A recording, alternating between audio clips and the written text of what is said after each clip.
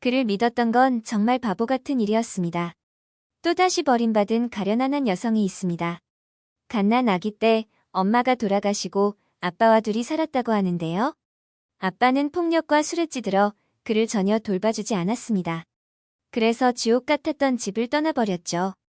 그러다 한 남자를 만났습니다. 아빠와는 다른 사람이었다고 합니다. 자신을 아껴주고 사랑해주는 사람이었다고 하는데요.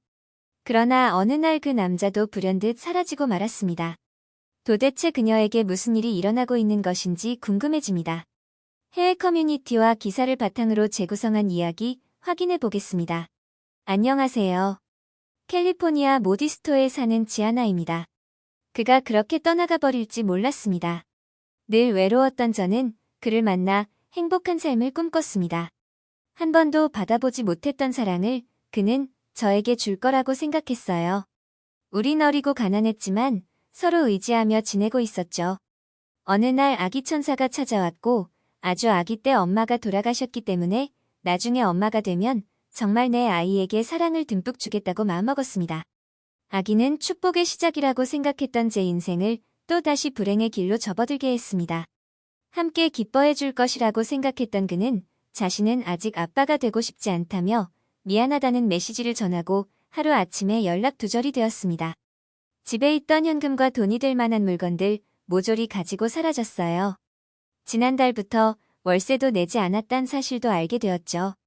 또 다시 이런 시련을 가져다 준 세상이 미웠고 그가 원망스러웠지만 정말 착하다고 생각했던 사람이고 뱃속 아기의 아빠니까 믿고 또 믿고 기다렸습니다. 아르바이트로 겨우 연명할 수 있었던 생활은 밀린 월세를 내고 나니 가진 것이 없었고 입덧이 심해 일도 할 수 없었습니다. 어떻게든 일을 유지하고 싶었지만 사장님은 어차피 장사도 안 되고 제대로 일도 못해 가게에 얼마나 피해를 주고 있는지 아냐며 그만두는 게 어떻겠냐고 제안했었죠. 주급은 빠른 시일 내에 정리해주겠다고 했습니다. 더 이상 피해를 주며 아르바이트를 계속할 수는 없었어요. 다른 아르바이트를 구하려고 했지만 제대로 먹지 못했던 제 몰골과 상황을 보고 쉽게 고용해주는 곳은 없었습니다. 그때까지만 해도 입덧으로 제대로 먹지 못해 배고픈 줄도 몰랐어요. 그러나 입덧이 끝날 때쯤 배는 미친 듯이 늘 고팠고 가진 것은 미친 듯이 없었습니다. 또 먹고 싶은 것은 얼마나 많은지 서럽고 또 서러웠습니다. 울지 말자고 다짐해봐도 수중에 가진 것을 탈탈 털어봐도 과자 한 봉지 사 먹지 못할 처량한 신세에 놓이게 되니 하염없이 눈물이 났습니다. 이럴 때 엄마라도 있으면 나를 이렇게 혼자 내버려 두지 않았을 텐데 그렇다고 술꾼이었던 아빠에게 도움을 청하고 싶지는 않았습니다. 더 이상 저보다도 뱃속의 아기를 굶길 수 없었던 저는 무슨 용기가 났는지 근처 식당에를 들어갔습니다. 한참 점심시간이 지나 한가한 느낌의 한 식당이었어요. 제가 처한 상황을 설명하고 이틀 뒤 꼭 돈을 갚으러 오겠다고 이야기하자 의외로 저를 믿고 식사를 차려주셨습니다. 얼마 만에 먹어보는 정상적인 한 끼였는지 조금도 남기지 않고 그릇마다 싹싹 음식을 비웠죠. 나이가 중년에 접어든 한국인이었던 식당 사장님은 말없이 그런 저를 바라봐 주셨습니다. 꼭 돈을 갚겠다 약속하고 식당을 빠져나오는데 얼마나 행복하던지요. 그가 떠나고 오랜만에 느껴보는 행복감이었습니다. 그러나 일한 주급을 빨리 정리해서 주겠다던 사장님은 그 날짜를 차일피일 미루기 시작했었습니다. 정말 어려운 상황이라고 사정을 해봤지만 조금만 더 기다려달라고 부탁을 하셨어요. 저는 몇 명의 친구들에게 전화를 걸었지만 흔쾌히 돈을 빌려주겠다는 친구는 없었습니다. 그래도 나름 다른 사람들에게 신세를 지지 않고 거짓말 같은 것도 하지 않았는데 이렇게 신뢰를 못 주는 사람이었다니 스스로가 한심한 생각이 들었어요. 겨우 한 친구가 약간의 돈을 빌려주었죠. 어떻게든 식당 음식값을 먼저 갚아야 했는데 또 다시 굶을 수는 없었기에 집에 먹을 것을 조금 사두고 일부 돈만이라도 갚자 생각했습니다. 신뢰를 저버린 저의 행동에 욕을 들어도 어쩔 수 없다는 마음으로 저는 식당 문을 열었습니다. 그러자 식당 주인은 저를 보자 아니, 이 사람아 약속을 지켜야지. 이제 오면 어떡하냐? 며 역시나 불같이 화를 냈습니다. 저는 혹시나 나를 생각해준 사람이었을까 기대를 했었던 바보 같은 생각에 제 자신이 한심했어요. 그럼, 그렇지. 이 세상에 날 걱정해주고 아껴줄 사람은 없어. 라고 속으로 생각하니 또 슬퍼졌습니다. 그래서 죄송하다, 죄송하다 거듭 사과를 드렸습니다. 전에 일하던 사장이 주급을 주겠다고 해놓고는 계속 미루고 있어요. 친구에게 일부 겨우 빌려왔습니다. 오늘은 이거밖에 못 가져왔어요. 사정을 했습니다. 그랬더니 그 사장님은 그때 밥을 먹고 간 게 언젠데 왜 이제야 왔냐? 뭐라도 먹을 게 없었을 텐데 뱃속에 아기가 얼마나 배고팠을고 라며 손수한 상을 또 차려주셨습니다. 저는 극구 사양을 했습니다. 아시다시피 저는 저번 밥값도 제대로 못 갚았어요. 전에 일하던 곳 사장은 언제 돈을 줄지 몰라요. 이야기를 했습니다. 그랬더니 사장님은 그날 그렇게 가고는 난 자네 생각에 며칠을 잠을 못 잤네. 한참 잘 먹어야 하는데 뭐라도 좀 싸서 보냈어야 했는데 마음이 안 좋았다고 하셨습니다. 돈을 갚으러 오던 배가 고파서 오던 다시 오면 꼭 그냥 보내지 않으리라고 생각하셨다고 하시며 잘 왔다, 잘 왔어, 아가 배고프겠다 어여 먹어라 하시며 제 앞에 자리를 잡고 앉으셨습니다. 그러고는 아무 말도 없이 제가 잘 먹는지 보시고 말없이 눈물을 훔치셨습니다. 저는 밥을 먹으면서 살짝 당황스러웠지만 며칠 동안 생각이 나던 그 식사에 허겁지겁 밥을 먹었습니다. 사장님은 아이고 내가 이렇게 눈치가 없네. 어여 편하게 먹으소라며 물 한 잔을 떠다 주시고는 자리에서 일어나셨죠. 그러고는 음식통들에 먹을 것을 담아주셨습니다. 냉장고에 넣어놓고 끼니마다 잘 챙겨 먹으라고 하시는 게 아니겠어요. 저는 너무 놀라 또 한 번 눈물이 났습니다. 사장님은 임신을 해서 울면 울보아가가 나온다.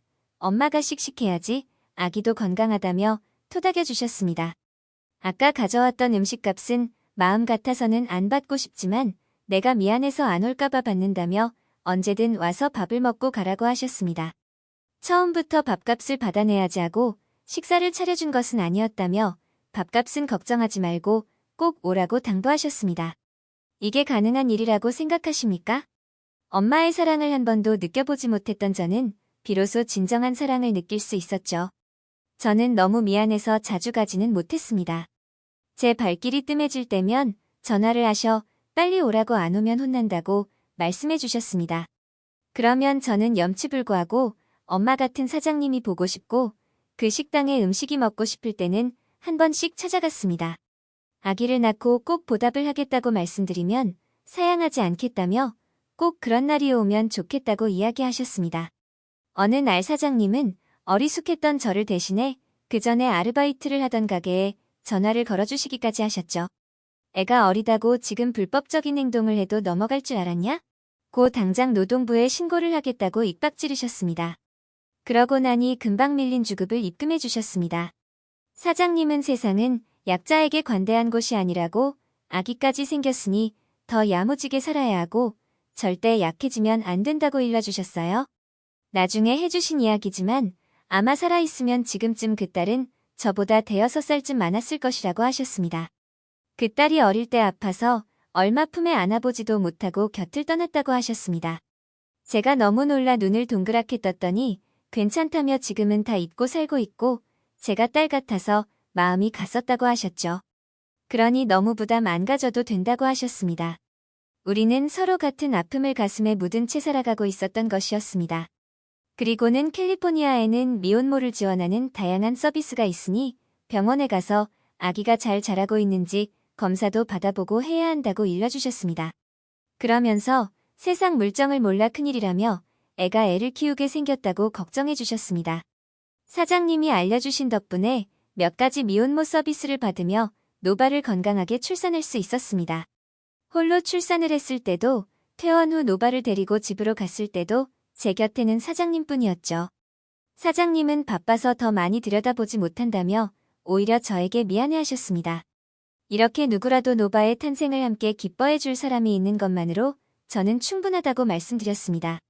한국에서는 출산 후 얼마간 미역국을 먹는다며 냉장고에 잔뜩 미역국을 끓여서 나눠서 담아 놓으셨습니다.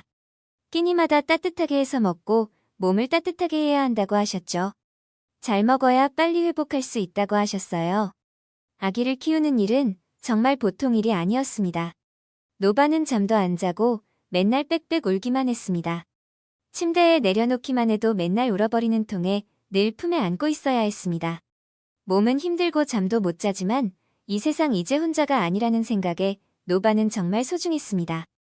힘든 상황에 포기할까도 생각했던 그때를 생각하면 이제 아찔합니다. 사장님은 바쁘시다면서도 노바가 보고 싶다며 자꾸 저희 집에 들렸습니다.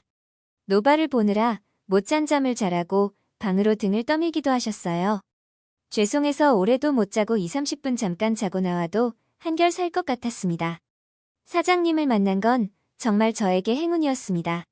노바에게 부끄럽지 않은 엄마가 되기 위해서 그리고 사장님께 보답하기 위해 저는 오늘도 지치지 않고 살아갑니다. 저에게 보내주셨던 따뜻함 정말 감사합니다. 평생 갚으면서 살겠습니다. 지아나의 이야기 어떠셨나요? 가족을 잃은 아픔을 간직하고 살아가는 두 사람의 인연이 정말 대단합니다. 서로의 인연이 조금이라도 두 사람에게 치유가 될 수 있어서 다행인데요. 한 번의 선행은 누구라도 가능합니다. 하지만 지속적으로 인연을 맺고 누군가를 도와줄 수 있는 사람은 드물죠. 그 일을 아무 대가 없이 마음으로 해준 그 식당 사장님이 정말 대단한 생각이 듭니다. 한국인과 특별한 인연이 있는 외국인들의 따뜻하고 감동적인 사연을 소개해드리고 있습니다. 재미있는 사연 제보해주시면 감사하겠습니다. 별별이슈였습니다. 영상을 끝까지 시청해주셔서 감사합니다. 구독과 좋아요는 영상 제작에 큰 힘이 됩니다.